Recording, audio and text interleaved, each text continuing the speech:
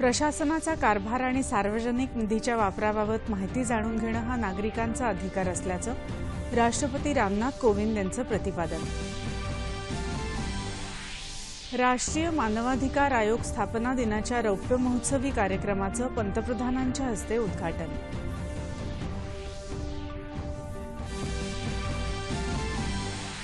Shanghai सहकार्य संघटनेच्या सदस्य देशांनी दहशतवाद, हवामान बदल यासारख्या आव्हानांविरुद्ध लढा देण्याची आवश्यकता, परराष्ट्र व्यवहार मंत्री सुषमा स्वराज। राफेल खरेदी करारासंदर्भात काँग्रेस अध्यक्ष राहुल गांधी खोट्या बातम्या पेरत असल्याचा केंद्रीय रेल्वे मंत्री पीयूष गोयल यांचा आरोप।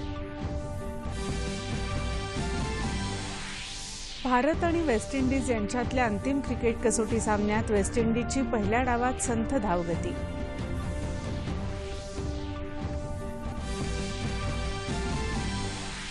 आणि तितली वादळाची तीव्रता कमी, मात्र पश्चिम बंगालमध्ये मुसळधार पावसाची शक्यता भारतीय हवामान खात्यानं केली व्यक्त। नमस्कार, 4:30च्या बातमीपत्रात मी प्रज्ञा जांभेकर आपलं स्वागत करते। आता पाहूया बातम्या विस्तारानं। माहिती अधिकाराचा दुरुपयोग होऊ नये यासाठी काळजी घेण्याची गरज राष्ट्रपती रामनाथ कोविंद यांनी व्यक्त केली आहे। ते आज नवी दिल्ली इथं केंद्रीय माहिती आयोगाच्या परिषदेचं उद्घाटन करताना बोलत होते। माहितीचा अधिकार आणि खाजगीपणाचा अधिकार यात योग्य ते संतुलन राखण्याची गरज राष्ट्रपतींनी व्यक्त केली। भारतीय लोकशाही बळकट करण्यातल्या यंत्रणांमध्ये पारदर्शकता आणण्यातल्या आणि नागरिकांच्या क्षमता बांधणीच्या प्रयत्नांचा एक भाग आहे, असं राष्ट्रपती म्हणाले। माहितीचा मुक्त ओघ हा लोकशाहीचा गाभा आहे। राज्यकारभार कशा प्रकारे चालला आहे, सार्वजनिक निधी कशा प्रकारे खर्च होत आहे हे जाणून घेण्याचा नागरिकांना अधिकार आहे, असं राष्ट्रपतींनी नमूद केलं। राष्ट्रीय मानवाधिकार आयोगाच्या स्थापना दिनाच्या रौप्य महोत्सवी वर्षानिमित्त नवी दिल्लीत 3 दिवसीय कार्यक्रमाचं आयोजन करण्यात आलं आहे। पंतप्रधान नरेंद्र मोदी आज उद्घाटनपर कार्यक्रमात सहभागी झाले आहेत। थोड्याच वेळापूर्वी पंतप्रधानांच्या हस्ते या कार्यक्रमाचं उद्घाटन झालं। कार्यक्रमाला केंद्रीय गृहमंत्री राजनाथ सिंग आणि दूरसंचार राज्यमंत्री मनोज सिन्हा उपस्थित आहेत। यावेळी आयोजित सभेला पंतप्रधान संबोधित करणार आहेत। 3 दिवस चालणाऱ्या या कार्यक्रमात उद्या मानवाधिकार मेळा तसंच मानवाधिकार पथनाट्य महोत्सवाचं आयोजन करण्यात आलं आहे। त्याचं उद्घाटन आयोगाचे अध्यक्ष निवृत्त न्यायमूर्ती एच.एल. दत्तू करतील। राज्यघटनेनं दिलेल्या मानवी अधिकारांच्या रक्षणासाठी 12 ऑक्टोबर 1993ला राष्ट्रीय मानवाधिकार आयोगाची स्थापना करण्यात आली होती। आतापर्यंत आयोगानं मानवाधिकार उल्लंघनाशी संबंधित 17 लाखाहून अधिक प्रकरणं निकाली काढली आहेत। तसंच पीडितांना 1 अब्ज रुपयाहून अधिक भरपाई दिली आहे। दरम्यान संयुक्त राष्ट्र मानवाधिकार परिषदेत आशिया पॅसिफिक श्रेणीसाठी आज गुप्त मतदान पद्धतीनं निवडणूक होत आहे। संयुक्त राष्ट्रांचे 193 सदस्य देश मतदानात भाग घेतील। निवडून येण्यासाठी 97 मतांची आवश्यकता आहे। भारताबरोबरच बहारीन, बांगलादेश, फिजी, फिलिपाईन्स निवडणूक लढवत असून भारताची निवड जवळपास निश्चित आहे। मीटूमार्फत आलेल्या तक्रारींच्या चौकशीसाठी लवकरच समिती नियुक्त करणार असल्याची माहिती केंद्रीय महिला आणि बालकल्याण मंत्री मेनका गांधी यांनी नवी दिल्ली इथं आज दिली। लैंगिक अत्याचाराच्या तक्रारी आता मोठ्या संख्येनं बाहेर येत आहेत। या सर्व महिलांना काही ना काही सोसावं लागलं आहे, त्यामुळेच त्या तक्रार करत आहेत। माझा त्यांच्यावर पूर्ण विश्वास आहे, असं मत मेनका गांधी यांनी व्यक्त केलं। सध्या सगळीकडे जोर धरत असलेल्या मीटू मोहिमेची दखल सरकार नक्कीच घेणार आहे। यासाठी सरकार लवकरच एक समिती नियुक्त करणार आहे। तसंच या समितीमध्ये न्यायपालिकेतील आणि कायदेतज्ञ सदस्य असतील आणि त्यांच्यामार्फत या प्रकरणांची चौकशी करण्यात येईल, असंही मेनका गांधी यांनी स्पष्ट केलं। अशा अत्याचारांना सामोरं जावं लागल्यानंतर त्या मुलीला प्रचंड मानसिक धक्का बसतो। अनेक यातना सहन कराव्या लागतात, अनेक संकटांना सामोरं जावं लागतं। यावर आपला विश्वास आहे। मीटूच्या माध्यमातून येणाऱ्या प्रत्येक तक्रारीची गांभीर्यानं दखल घेतली जाईल, असंही मेनका गांधी यांनी यावेळी सांगितलं। फ्रान्सच्या दौऱ्यावर असलेल्या संरक्षण मंत्री निर्मला सीतारामन यांनी आज पॅरिस इथं फ्रान्सचे संरक्षण मंत्री फ्लॉरेन्स पार्ली यांच्याशी धोरणात्मक आणि संरक्षण भागीदारी अधिक मजबूत करण्याबाबत चर्चा केली। लष्करी, विशेषतः सागरी सहकार्य वाढवण्याबरोबरच शस्त्रास्त्रांचं संयुक्तरित्या उत्पादन करण्याबाबत यावेळी चर्चा झाली। 2 देशांमधल्या परस्पर संबंधांच्या द्विपक्षीय प्रादेशिक तसंच जागतिक मुद्द्यांवर शिष्टमंडळ स्तरावर चर्चा या दौऱ्यात होणार आहे। फ्रान्सच्या डसॉल्ट एव्हिएशन कंपनीबरोबर झालेल्या 36 राफेल जेट विमानांच्या खरेदी कराराबाबत सत्ताधारी आणि विरोधकांमध्ये आरोप प्रत्यारोप होत असल्याच्या पार्श्वभूमीवर सीतारामन यांचा हा फ्रान्स दौरा महत्त्वपूर्ण आहे। शांघाय सहकार्य संघटनेच्या सदस्य देशांनी दहशतवाद, हवामान बदल यासारख्या आव्हानांविरुद्ध एकत्रितपणे लढा देण्याची आवश्यकता आहे। त्याचबरोबर संपर्क यंत्रणा मजबूत करून या क्षेत्रांमध्ये शांतता नांदण्यासाठी विशेष प्रयत्न केले पाहिजेत असं प्रतिपादन परराष्ट्र व्यवहार मंत्री सुषमा स्वराज यांनी आज केलं। ताजिकिस्तानची राजधानी दुशांबे इथं आज शांघाय सहकार्य संघटनेच्या परिषदेला प्रारंभ झाला। 2 दिवस चालणाऱ्या परिषदेमध्ये संघटनेच्या सदस्य देशांच्या विविध खात्यांचे मंत्री सहभागी झाले आहेत। या परिषदेमध्ये पाकिस्तानचे परराष्ट्र मंत्री शाह महमूद कुरेशी सहभागी झाले असून त्यांनी दहशतवादाचा मुद्दा आपल्या भाषणातून मांडला। या बैठकीत सिरिया, अफगाणिस्तान या राष्ट्रातील अशांत परिस्थितीविषयी चर्चा होण्याची शक्यता आहे। भारताला शांघाय सहकार्य संघटनेचं जून 2017 मध्ये पूर्ण सदस्यत्व मिळालं आहे। त्यानंतर या परिषदेत भारत दुसऱ्यांदा सहभागी होत आहे। सुषमा स्वराज यांनी परिषदेत उपस्थित केलेल्या मुद्द्यांविषयी परराष्ट्र व्यवहार खात्याचे प्रवक्ते रवीश कुमार यांनी ट्विटरद्वारे माहिती दिली आहे।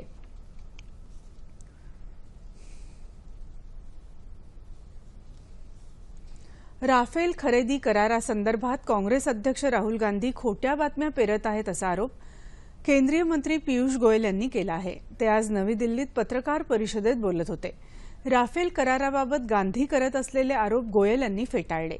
डसॉल्ट रिलायन्स करार वर्ष 2012 मधला असल्याचंही गोयल यांनी सांगितलं।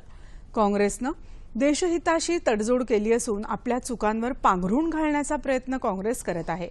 काँग्रेस कुठलेही ठोस मुद्दे नसलेला पक्ष असल्याचंही गोयल म्हणाले। ये प्राइस देश की सुरक्षा के लिए सीक्रेट रहनी चाहिए, एग्रीमेंट के तहत सीक्रेट रहनी चाहिए। प्रोसेस के बारे में जानकारी ली है जो पूरे देश के समक्ष है और सुप्रीम कोर्ट के समक्ष भी रख दी जाएगी। तीसरा झूठ एक फैलाने की कोशिश की गई कि एक चौथा झूठ पूर्व फ्रांस के अध्यक्ष प्रेसिडेंट के नाम पे फैलाने की कोशिश की गई, जिसका खुलासा पूर्व अध्यक्ष ओलैंडे ने खुद ही कर दिया। एक 5वां झूठ जिसमें उन्होंने राहुल गांधी जी ने कोशिश की बताने की कि ओलैंड जी ने प्रधानमंत्री मोदी जी को के बारे में अनाप शनाप शब्द इस्तेमाल किए, वो भी उन्होंने उसको पूरी तरीके से खंडन किया। एक छठा झूठ पार्लियामेंट में दिया गया जो एक प्रकार से भारत के लिए बहुत शर्मिंदा का विषय बन गया अंतर्राष्ट्रीय क्षेत्र में, कि उन्होंने फ्रेंच प्रेसिडेंट से मिलकर और फ्रेंच प्रेसिडेंट ने उनको कुछ कहा कि ऐसा कोई सीक्रेसी क्लॉज ही नहीं है, जिसको फ्रेंच सरकार का खंडन करना पड़ा।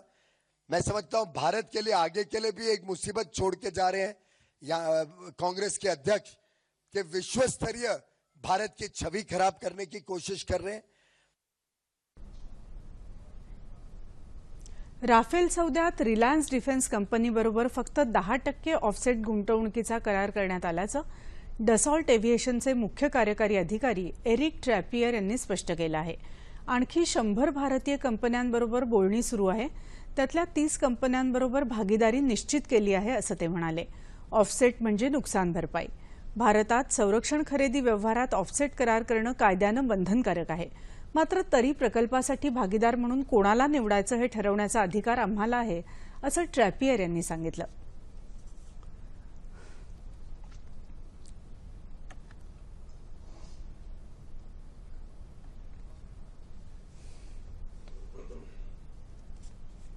मुंबई शेअर बाजाराच्या निर्देशांकात आज दिवसअखेर 732 अंकांची वाढ होऊन तो 34,744 अंकांवर स्थिरावला। राष्ट्रीय शेअर बाजाराच्या निफ्टीतही 238 अंकांची वाढ होऊन तो 10,472 अंकांवर स्थिरावला। शेअर बाजारात आज सकाळपासूनच तेजी राहिली। कालच्या घसरणीनंतर मुंबई शेअर बाजाराच्या निर्देशांकात सकाळच्या सत्रात 640 अंकांची वाढ होऊन तो 34,641 अंकांवर पोहोचला, तर राष्ट्रीय शेअर बाजाराच्या निफ्टीत 174 अंकांची वाढ होऊन तो 10,409 अंकांवर पोहोचला होता। कच्च्या तेलाच्या किमतीतली घसरण आणि रुपया मजबूत झाल्यामुळेही गुंतवणूकदारांनी समभागांची खरेदी केली। चलन बाजारात आज सकाळी डॉलरच्या तुलनेत रुपया 38 पैशांनी मजबूत होऊन त्याचं मूल्य प्रति डॉलर 73 रुपये 74 पैसे झालं। केंद्र सरकारच्या प्रधानमंत्री उज्ज्वला योजनेअंतर्गत दारिद्र्य रेषेखालील कुटुंबांना मोफत गॅस जोडणी देण्यात येते। अमरावती जिल्ह्यातल्या अनेक गृहिणींना या योजनेचा लाभ मिळाला आहे।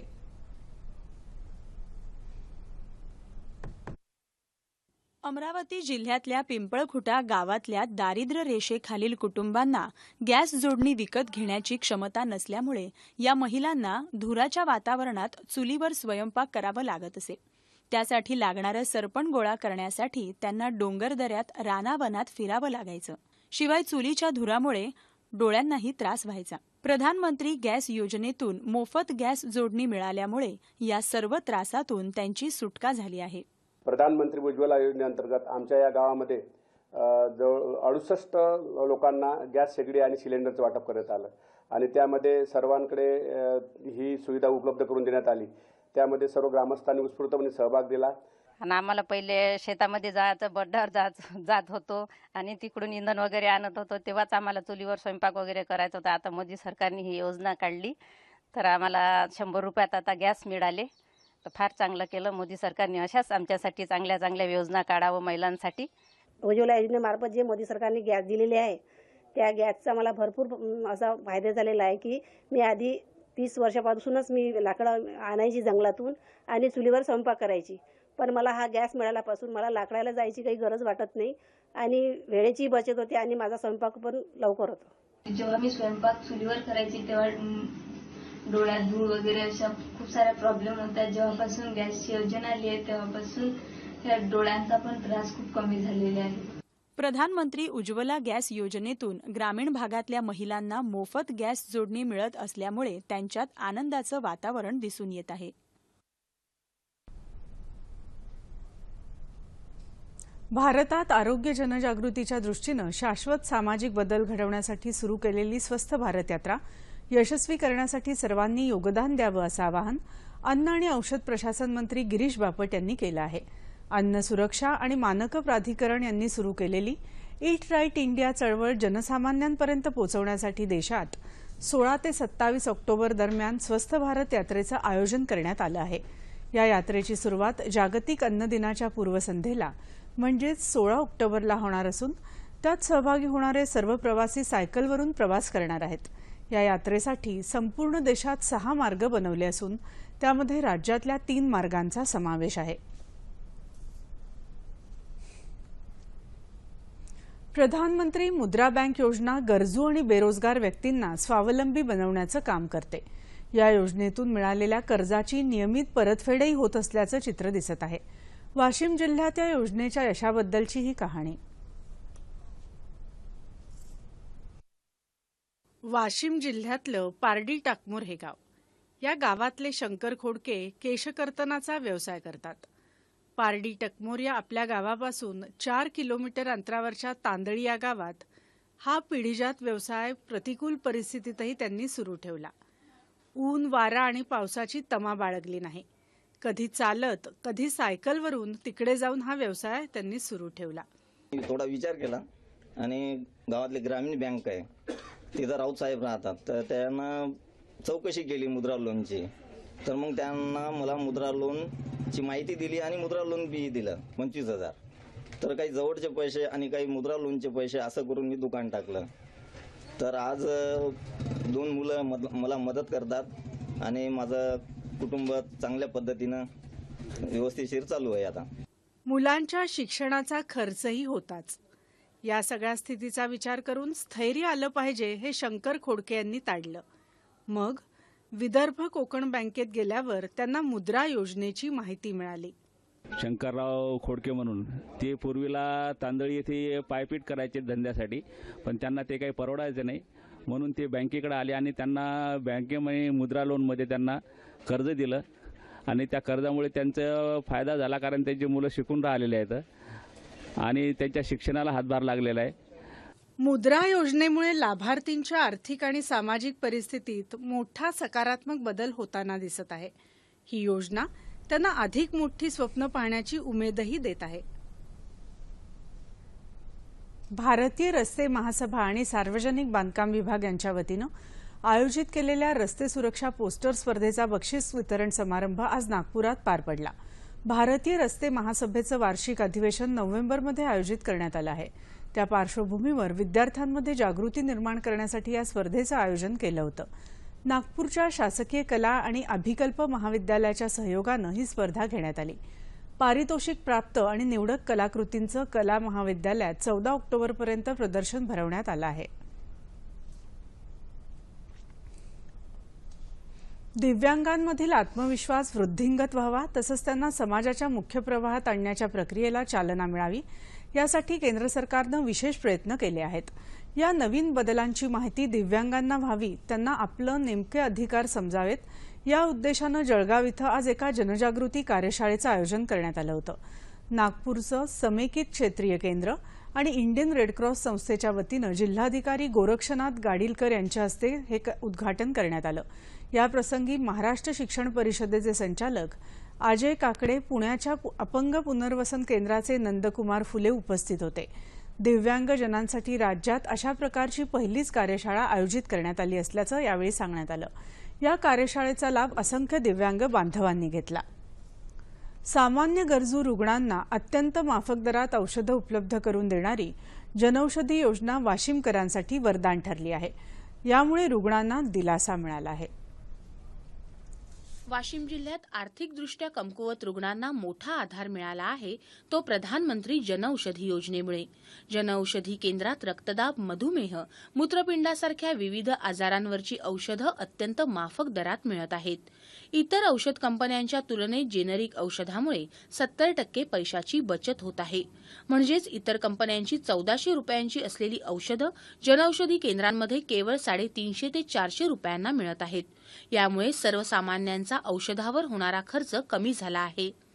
आता जेव्हापासून हे जेनेरिक मेडिसिनचं दुकान चालू झालं तेव्हापासून आम्ही सुरुवातीपासून इथूनच घेतो। मग तर जवळजवळ आता त्या म्हणजे 2 महिन्याचे 1000 रुपयाच्या व्हायचं तर इथे जवळजवळ 200-250 रुपयापर्यंत होऊन जातात। शुगरच्या आणि बीपीच्या गोळ्या 6 महिन्यापासून कमीत कमी दरात मी दुसऱ्या मेडिकलपेक्षा स्वस्तात आणि अशामुळे माझ्या एक महिन्याची बाकीच्या गोळ्यापेक्षा या मेडिकलवर जेनेरिक मेडिकलवर 500 रुपयाची बचत होते। बाहेर ब्रँडेड औषध 1000 रुपयाचं होतं ते आपल्याकडे 300-400 रुपयामध्ये होऊन जातात। त्याच्यामुळे जे लोक मेडिसिन पैसे वाजून खात नव्हते ते आज लोक आमच्याकडे वळालेले आहेत। वाशिम जिल्ह्यात 4 ठिकाणी ही जनौषधी केंद्र सुरू झाल्यामुळे नागरिकांना मोठा दिलासा मिळाला आहे। सरासरीच्या तुलनेत कमी पडलेल्या पावसामुळे जालना जिल्ह्यात दुष्काळ सदृश परिस्थिती निर्माण होण्याची शक्यता आहे। या परिस्थितीचा खंबीरपणे मुकाबला करण्यासाठी तसंच शेतकऱ्यांना नुकसान भरपाई मिळवून देण्याच्या कामी सर्व पक्षाच्या पदाधिकाऱ्यांनी प्रशासनाला सहकार्य करावं असं आवाहन पालकमंत्री बबनराव लोणीकर यांनी केलं आहे। संभाव्य दुष्काळी परिस्थितीच्या बाबतीत उपाययोजना करण्यासंदर्भात लोणीकर यांच्या अध्यक्षतेखाली काल बैठक झाली, त्यावेळी ते बोलत होते। मराठवाड्यासह राज्यातल्या अनेक जिल्ह्यात पावसाचा मोठा खंड पडला आहे, त्यामुळे पिकांचं नुकसान होत आहे। या परिस्थितीची त्या जिल्ह्यातल्या पालकमंत्र्यांनी प्रत्यक्ष पाहणी करून अहवाल सादर करण्याचे निर्देश दिले असून हा अहवाल केंद्र सरकारकडे सादर करण्यात येणार आहे अशी माहितीही लोणीकर यांनी दिली। बदनापूर इथल्या पिकांची लोणीकर यांनी यावेळी पाहणी केली।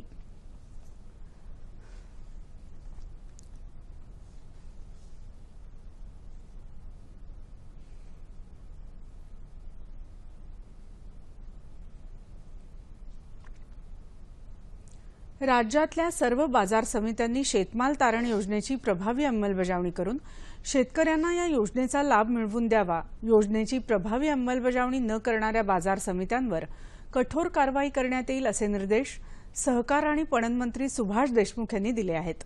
लातूर इथं घेण्यात आलेल्या आढावा बैठकीत ते बोलत होते।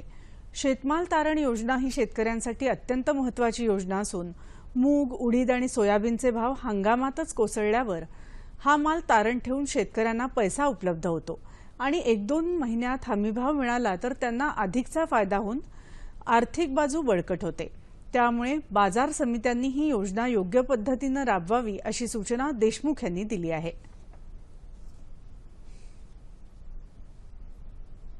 वाशिम जिल्ह्यात सोयाबीनचा हंगाम सुरू झाला आहे. बाजारपेठेत मोठ्या प्रमाणात आवक होत असल्यामुळे सोयाबीनचे दर कमी होत आहेत. शेतकऱ्यांचं आर्थिक नुकसान होऊ नये म्हणून शासनानं नाफेड अंतर्गत शेतमाल खरेदी केंद्र त्वरित सुरू करावं अशी मागणी शेतकऱ्यांची आहे. मूग उडीद ही पिकंही आता तयार झाली आहेत. त्यांचीही खरेदी नाफेड मार्फत सुरू करावी अशी मागणी आहे.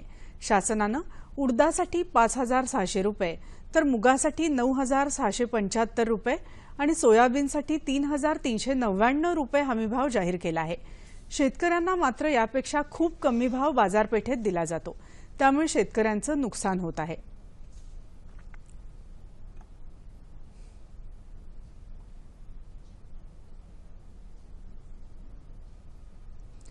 उर्दू माध्यमातल्या विद्यार्थ्यांसाठी डिजिटल इंडिया अभियान महत्त्वाचं पाऊल ठरलं असून डिजिटल शिक्षणामुळे विद्यार्थ्यांची शिक्षणाची गोडी वाढली आहे. या अभियानामुळे अकोला जिल्ह्यातली अकोट इथली उर्दू शाळा 100% डिजिटल झाली आहे. ही आहे अकोला जिल्ह्यातली 1865 साली स्थापन झालेली ब्रिटिशकालीन शाहीन उर्दू नगर परिषद शाळा. विद्यार्थ्यांच्या अनेक यशस्वी पिढ्या घडवण्यात या शाळेचं मोठं योगदान आहे. 21व्या शतकातल्या प्रत्येक भारतीय विद्यार्थ्याच्या हातात टॅब आणि संगणक असावा आणि त्याच्या माध्यमातून विद्यार्थ्यांनी आधुनिक शिक्षण घ्यावं या उद्देशानं केंद्र सरकारनं पंतप्रधान डिजिटल अभियान सुरू केलं. या अभियानाअंतर्गत या उर्दू शाळेला संगणक, प्रोजेक्टर आणि अत्याधुनिक उपकरणं उपलब्ध झाल्यामुळे या शाळेत विद्यार्थ्यांना आधुनिक शिक्षण जलद आणि प्रभावीपणे मिळत आहे. हमारे स्कूल में 100% डिजिटल क्लास हो गई है. हमें हर रोज आखिर के 2 पीरियड में प्रोजेक्टर के जरिए पढ़ाया जाता है. डिजिटल इंडिया के जरिए मरकजी हुकूमत ने कंप्यूटर के जरिए तालीम को आम किया. इयत्ता 1ली ते 8वी पर्यंत असलेल्या या शाळेतले सर्व वर्ग पूर्णतः डिजिटल असून रोज नवनवीन प्रयोग आणि दृकश्राव्य चित्रांच्या माध्यमातून तसंच डिजिटल प्रोजेक्टरवर चित्रीकरण दाखवलं जात असल्यामुळे शिक्षकांनाही सोप्या पद्धतीनं शिकवण्यास मदत होत आहे. बच्चों को इससे बहुत सारी सहूलतें हो गई है. बच्चों का पूरा प्रोस्पेक्टस इसके अंदर आ गया है. पूरा सिलेबस हम प्रोजेक्टर के अंदर बच्चों को दिखा सकते हैं और बच्चे बजाते खुद अपने तरफ से इसको इस्तेमाल करते हैं. हमारी स्कूल 100% डिजिटल हो गई है. मैं चाहता हूं कि पूरा देश, पूरे हर जो भी स्कूल है, हर स्कूल में जो है पूरे 100% डिजिटल होना चाहिए ताकि पूरे बच्चों को इसमें डिजिटल के जरिए आसानी हो. संगणक आणि इतर डिजिटल उपकरणांच्या माध्यमातून वेगळ्या पद्धतीचं शिक्षण मिळत असल्यामुळे विद्यार्थ्यांनाही शिक्षणाची गोडी निर्माण झाली आहे. हमारे स्कूल में हर रूम में प्रोजेक्टर फिट हो गए हैं और हमारे स्कूल में रोजाना हर आखिरी पीरियड में कंप्यूटर का इस्तेमाल करते हैं. हम हर एक्टिविटीज करते हैं. ऐसी कोई एक्टिविटी नहीं है जो हमारे स्कूल में नहीं करते. हमारे स्कूल में प्रोजेक्टर है, उसमें हम पढ़ाई करते हैं. देशातली प्रत्येक शाळा आणि महाविद्यालय डिजिटल झाल्यास देश महासत्ता व्हायला वेळ लागणार नाही. पंतप्रधान राष्ट्रीय बीजोत्पादन प्रक्रिया योजनेअंतर्गत रायगड इथल्या कर्जत प्रादेशिक कृषी संशोधन केंद्रामार्फत सुरू केलेल्या ग्राम बीजोत्पादन प्रकल्पाचा शेतकऱ्यांना चांगला फायदा होत आहे. या केंद्रामार्फत शेतकऱ्यांसाठी भाताच्या संशोधित उत्तम प्रतीच्या विविध संकरित वाणांची निर्मिती करण्यात आली आहे. संशोधन केंद्राच्या ठिकाणी बीजोत्पादन प्रक्षेत्राची उभारणी केली असून या नाविन्यपूर्ण आणि सुधारित भात बियाणांमुळे शेतकऱ्यांचं उत्पन्न दुप्पट झालं आहे. त्यामुळे त्यांची आर्थिक परिस्थितीही सुधारली आहे असं शेतकरी सांगतात. भाताचं बियाणं जास्त दिवस टिकावं यासाठी या केंद्रात तंत्रशुद्ध प्रक्रिया करणारी यंत्रणा अस्तित्वात आहे. तसंच मूल्यवर्धित गुण वाढवून त्यापासून उत्तम प्रतीचा भात तयार करण्यासाठी संगोपन करतात.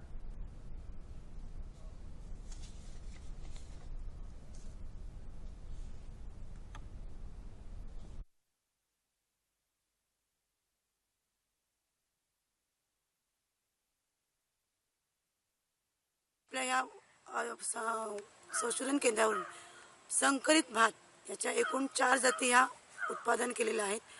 त्यानुसार बाकी ज्या सुधारित जाती आहेत त्यात कर्जत 1 ते कर्जत 10 आणि कर्जत 1 अशा 11 जाती ह्या उत्पादित केल्या आणि ह्या जातींचं ग्राम बीजोत्पादन हे शेतकऱ्याच्या शेतावर घेतलं जाते आणि त्यामुळे शेतकऱ्याच्या जे मेन उत्पन्न असतं मुख्य तर त्यामध्ये उत्पादनात वाढ झालेली आहे. संकरित भाताचं ज्यावेळी आपण उत्पादन घेतो तर त्यावेळी त्या उत्पादनामध्ये दरवर्षी भाताचं बियाणं हे बदललं जातं आणि हे एक काळी भात आपण म्हणतो ते संकरित भात तर त्याचं जास्तीत जास्त 65 ते 70% क्विंटल पर हेक्टर याप्रमाणे उत्पादन येतं आणि त्यामुळे निश्चितच फायदा ह्या शेतकऱ्यांना झालेला आहे. आम्ही भात शेती करता आमचे घरचं बियाणं किंवा बाजारातली बियाणं घेऊन आम्ही आजपर्यंत शेतामध्ये वापरत होतो. पण संशोधन केंद्रामध्ये जी सुधारित जी बियाणं आहेत आणि जेणेकरून खात्रीची जी काही बियाणे आहेत, विशेषतः कर्ज 1 ते कर्ज 10 पर्यंतची, त्याच्यामध्ये कर्ज 3 आणि कर्ज 7 ही चांगली व्हरायटी आहे, चांगली वाणं आहेत. ही बियाणे वापरायला लागल्यापासून आमच्या उत्पन्नामध्ये खूप वाढ झाली. तसंच त्या बियाण्याला बाजारामध्ये भाव देखील चांगला मिळतो. आता क्रीडावृत्त. अखिल भारतीय स्तरावरच्या पश्चिम विभाग मुलींच्या बॅडमिंटन स्पर्धेला आज अकोला इथं प्रारंभ झाला. या सामन्यांचं यजमानपद यंदा अकोल्याच्या डॉक्टर पंजाबराव देशमुख कृषी विद्यापीठाला मिळालं आहे. या सामन्यांसाठी 5 राज्यातल्या 60 विद्यापीठांच्या 400 क्रीडापटू अकोल्यात दाखल झाले आहेत. विद्यापीठाच्या प्रांगणामध्ये या स्पर्धांना प्रारंभ झाला. ज्येष्ठ कृषी शास्त्रज्ञ डॉक्टर चारुदत्त माई यांच्या हस्ते क्रीडा महोत्सवाचा प्रारंभ करण्यात आला. यावेळी वाशिम जिल्हा पोलीस अधीक्षक मोक्षदा पाटील, बुलढाणा जिल्हाधिकारी डॉक्टर निरुपमा डांगे उपस्थित होत्या. पश्चिम विभागाच्या या स्पर्धेत महाराष्ट्र, मध्य प्रदेश, गुजरात, राजस्थान आणि गोवा या 5 राज्यातल्या बॅडमिंटनपटू त्यांच्या विद्यापीठांचं प्रतिनिधित्व करत आहेत. इंडोनेशियात जकार्ता इथं सुरू असलेल्या पॅरा आशियाई क्रीडा स्पर्धांमध्ये उंच उडी प्रकारात भारताच्या शरद कुमारनं सुवर्णपदक पटकावलं. त्यानं 1.90 मीटर उडी मारून या स्पर्धेत पदक पटकावण्याचा विक्रम केला. रिओ पॅरा ऑलिम्पिक स्पर्धेतला पदक विजेता वरुण भाटीनं रौप्य आणि थंगवेलू मरियप्पन यानं कांस्य पदक पटकावलं. या स्पर्धेत 8 सुवर्ण पदकांसह भारत 9व्या स्थानावर आहे. हैदराबाद इथं भारत आणि वेस्ट इंडिज यांच्यात आजपासून सुरू झालेल्या दुसऱ्या आणि अंतिम क्रिकेट कसोटी सामन्यात पहिल्या डावात वेस्ट इंडिजनं दिवसअखेर 7 बाद 295 धावा केल्या. वेस्ट इंडिजनं नाणेफेक जिंकून प्रथम फलंदाजी करण्याचा निर्णय घेतला होता. मात्र भारतीय गोलंदाजांच्या आक्रमक पवित्र्यामुळे वेस्ट इंडिजचे सलामीचे फलंदाज ठराविक अंतरानं बाद झाले. कुलदीप यादवनं 6 गडी बाद केले तर रविचंद्रन अश्विननं 1 गडी बाद केला. वेस्ट इंडिजचा फलंदाज रोस्टन चेजनं सावध खेळी करत डाव सावरला. त्याला जॅसन होल्डरनं साथ दिली.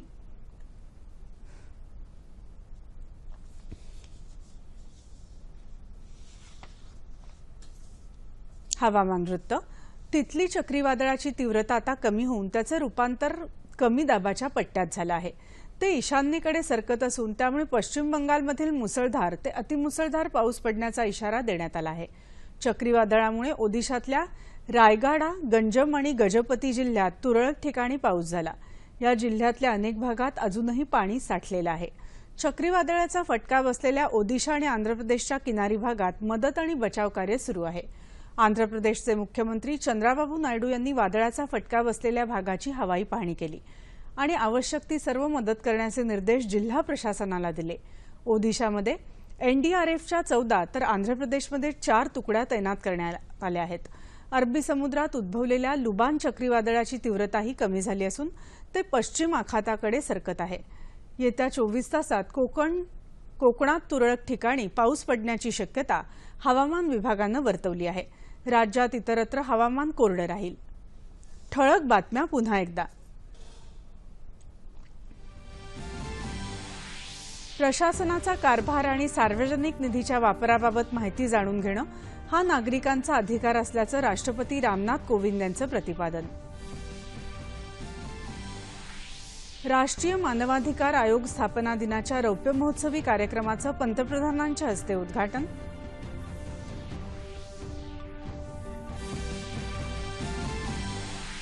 शांघाय सहकार्य संघटनेच्या सदस्य देशांनी दहशतवाद, हवामान बदल यासारख्या आव्हानांविरुद्ध लढा देण्याची आवश्यकता. परराष्ट्र व्यवहार मंत्री सुषमा स्वराज. राफेल खरेदी करारासंदर्भात काँग्रेस अध्यक्ष राहुल गांधी खोट्या बातम्या पेरत असल्याचा केंद्रीय रेल्वे मंत्री पियुष गोयल यांचा आरोप. भारत आणि वेस्ट इंडिज यांच्यातल्या अंतिम क्रिकेट कसोटी सामन्यात वेस्ट इंडिजची पहिल्या डावात संथ धावगती.